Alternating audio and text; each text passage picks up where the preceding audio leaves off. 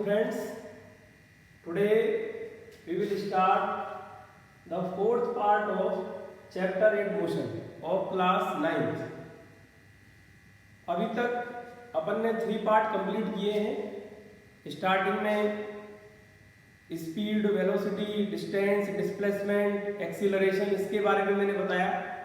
इसके बाद equations of motion, जो 3 इक्वेशंस ऑफ मोशन है, v equal to u plus a t, s equal to u t plus half a t square, v square equal to u square plus 2as, उसको मैंने समझाया, उस पर based numerical किए।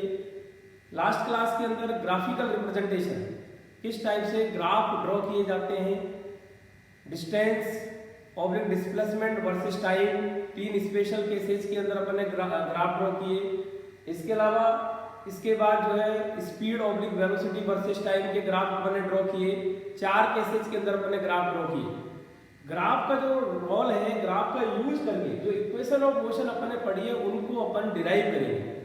Very important, आपके exam के हिसाब से भी बहुत इंपॉर्टेंट है, एग्जाम में इनको पूछा जाता है। तो आज इसको अपन डिटेल में समझेंगे, ग्राफ की हेल्प से कैसे अपन जो है उन इक्वेशंस को डिराइव कर सकते हैं। तो यहाँ पर ये एक सिचुएशन ली है जिसमें एक पार्टिकल रेस्ट से स्टार्ट ना होके u वेलोसिटी से स्टार्ट होता है और कांस्टेंट उसका एक्सेलरेशन है। आपने ग्राफिकल रिप्रेजेंटेशन में समझा था कि यदि एक्सेलरेशन कांस्टेंट है, यानी कि rate of change of velocity वो कांस्टेंट है, तो ऐसी कंडीशन में वेलोसिटी और टाइम के बीच में जो ग्राफ आता है वो स्ट्रेट लाइन आती है। लेकिन वहां जो अपन ने ग्राफ ड्रॉ किया उसमें इनिशियल वेलोसिटी 0 ली थी, इसलिए ग्राफ को ओरिजिन से स्टार्ट किया। यहां मैंने कहा कि इनिशियल वेलोसिटी मान लो u है, दैट इज नॉट 0, तो ग्राफ कुछ ऊपर से स्टार्ट होगा। और मैंने कहा कि एक्सीलरेशन कांस्टेंट है, तो ऐसी कंडीशन में ये एक ऐसा ग्राफ बन गया, एक स्ट्रेट लाइन अपन ने बना दी। ए पॉइंट स्टार्टिंग पॉइंट है, बी पॉइंट फाइनल पॉइंट है। यहां पर आगे क्या किया है कि यहां से बी पॉइंट से 2 परपेंडिकुलर ड्रॉप किए दोनों एक्सिस पर। एक्स एक्सिस पर ड्रॉप किया तो सी पॉइंट पर जो है यहाँ पर इससे मीट होता है, और वाई एक्सिस पर ई पॉइंट पर मीट होता है। और इसके अलावा मैंने क्या किया कि यहाँ पर ए पॉइंट से एक परपेंडिकुलर और ड्रॉप किया ऑन लाइन बीसी, तो ये डी पॉइंट पर यहाँ पर मीट होता है। तो इस टाइप से ये ग्राफ की सारी बातें मैंने बताई। इनिशियल वेलोसिटी u है, इसका मतलब o से लेकर a, ये जो वैल्यू है ये u के इक्वल है। वाई एक्सिस पर वेलोसिटी ली है, यहाँ पर जो टाइम लगा है फाइनल वेलोसिटी तक पहुंचने में वो स्मॉल t है, यानी कि OC इक्वल टू t हो गया। और फाइनल वेलोसिटी यहाँ से लेकर यहाँ तक ये जो टोटल वैल्यू है ये v के इक्वल है।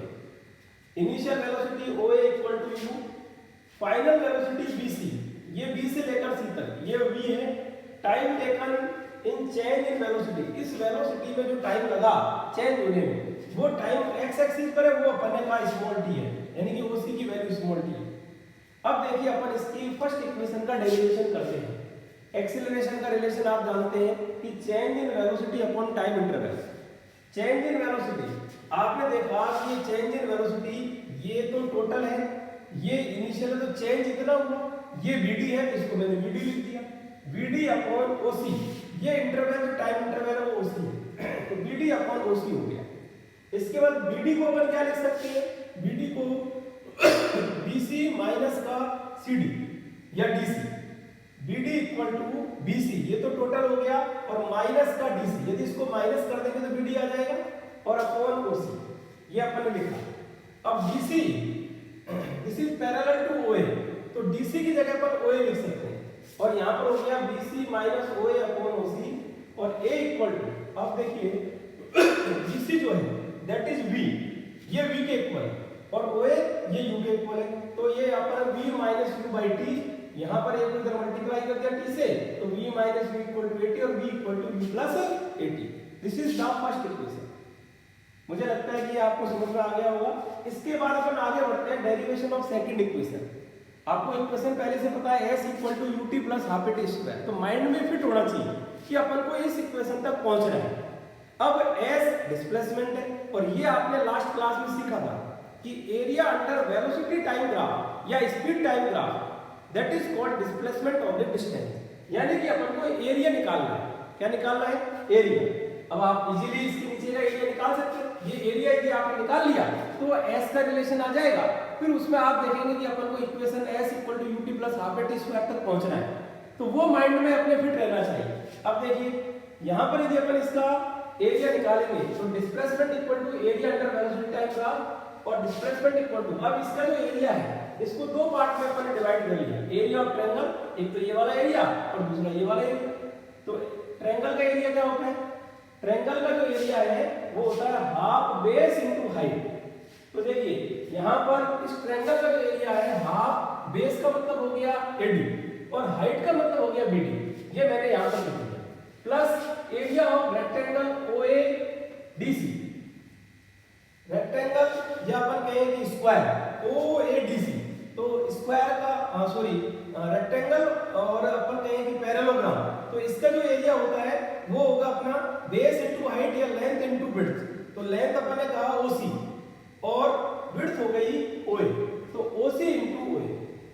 अब इनकी वैल्यू आपने पुट की हाफ इनटू एडी, एडी का मतलब हो गया ये वैल्यू है इसके इक्वल, ओसी के इक्वल जो टी के इक्वल, टी लिख दिया इनटू बीडी, बीडी का मतलब ये बीडी है।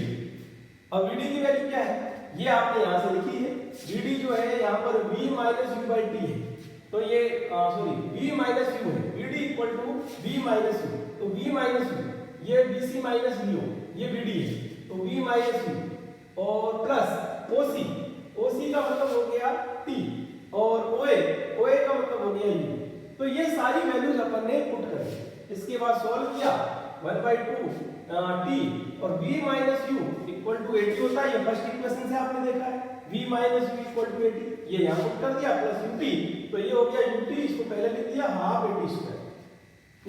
ये सेकंड इक्वेशन का डेरिवेशन हो गया। इन दो इक्वेशन के डेरिवेशन के बाद थर्ड इक्वेशन के डेरिवेशन पर अपन पहुंचते हैं, वो भी अपन इसी जो अपन ने डायग्राम बनाया है, जो ग्राफ बनाया है, इसी के हेल्प से अपन थर्ड इक्वेशन का डेरिवेशन भी करेंगे। तो अपन यहां से इसमें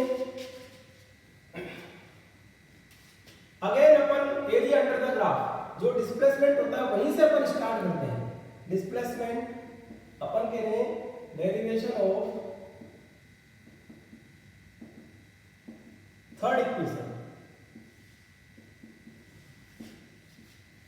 तो आप कहेंगे डिस्प्लेसमेंट होता है एरिया अंडर वीटी ग्राफ। एक बार फिर अपन इसको लिखते हैं एरिया अंडर वीटी मतलब velocity time graph, velocity time graph. Same वही area of triangle ABD, area of triangle ABD plus area of rectangle, same यही अपन लिख रहे हैं, ये वाला यहीं से जैसे अपन ने पहले किया लगभग वैसा ही स्टार्टिंग है, फिर बाद में इसमें थोड़ा सा चेंज कर देंगे जिससे अपने पास थर्ड इक्वेशन आ जाएगी। अपन को थर्ड इक्वेशन पता तो है, माइंड में रहनी चाहिए। अब उसका डेरिवेशन अपन जो है उसको ध्यान में रखते हुए उसका डेरिवेशन करेंगे। तो एरिया ऑफ ट्रायंगल एबीडी, तो आपने कहा कि half AD into BD plus area of rectangle OADC, OC into OA. अब देखिए क्या ध्यान रखना है, हाफ यहां एडी जो है इसको आपने टी लिखा, कोई दिक्कत नहीं है, इसको आपने बी माइनस यू लिखा, ये लीजिए, प्लस ओसी इंटू ओए, तो ओसी ये टी लिखा और ये यू लिखा। अब टी का वैल्यू, टी को एलिमिनेट करना है क्योंकि थर्ड इक्वेशन में टी नहीं आता है। अब टी को कहां से एलिमिनेट करेंगे, since a equal to v minus u by t, ये आप जानते हैं, तो t इक्वल टू क्या होगा v माइनस यू बाई ए। बस t को एलिमिनेट कर दो और यहाँ ये t का वैल्यू इन दोनों में यहाँ भी और यहाँ भी पुट कर दो, तो अपने पास थर्ड इक्वेशन आ जाएगी। बस इतना इजी ये है, कहीं कोई दिक्कत नहीं है। देखिए अपन करते हैं, तो ये s इक्वल टू, ये s के इक्वल है, s इक्वल टू क्या होगा 1/2 t, t मीन्स हो गया v माइनस यू बाई ए और into v minus you plus ut, तो u और t मीन्स हो गया v minus u by A. And now solve it, तो ये v माइनस यू का होल स्क्वायर हो गया, देखिए ऊपर, और अपॉन 2a और plus u v minus u by ए। यहां पर क्या करेंगे, v माइनस यू कॉमन ले सकते हैं, a को भी कॉमन ले सकते हैं, इस पूरे को आपने कॉमन लिया तो यहां पर v माइनस यू रह गया बाई 2 है, प्लस और ये हो गया a कॉमन आ गया, u आ गया। अब इसको सॉल्व कीजिए, क्या होगा, यहां v माइनस यू बाई ए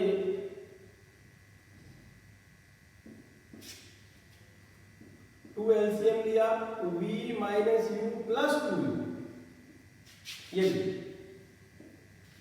यहां पर v माइनस यू, इधर हो गया v प्लस यू और ये हो गया upon 2a।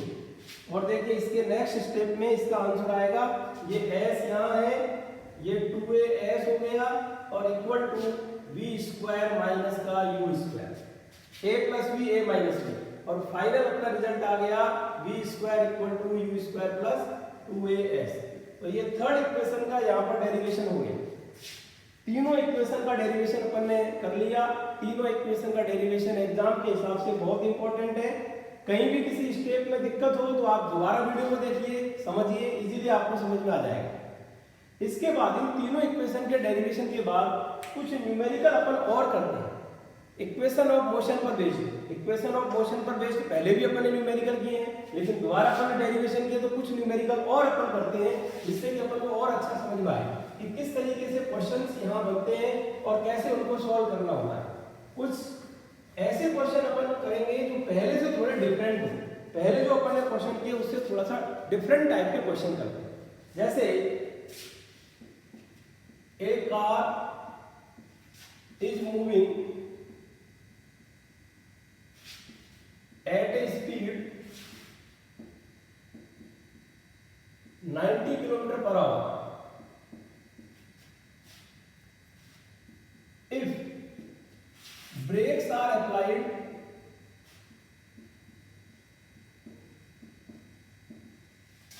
so that a constant retardation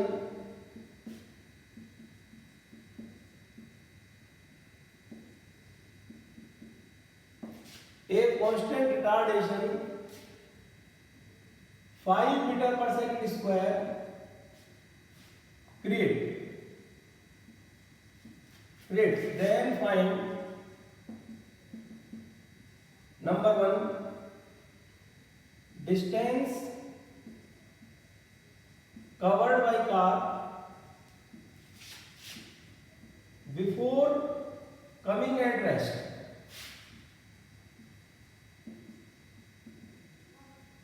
और second time taken by car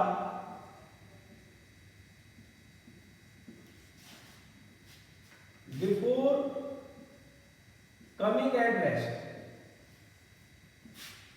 ए के क्वेश्चन में दो क्वेश्चन अपन ने पूछ लिए और इससे ये होगा कि अपन को दो बार सोचना होगा, दो हो सकता है इक्वेशन यूज हो सकता है ज्यादा भी इक्वेशन यूज हो, तो वो तो आपको क्वेश्चन देख के और यहाँ पर उसको ढंग से समझ के इसको करना है।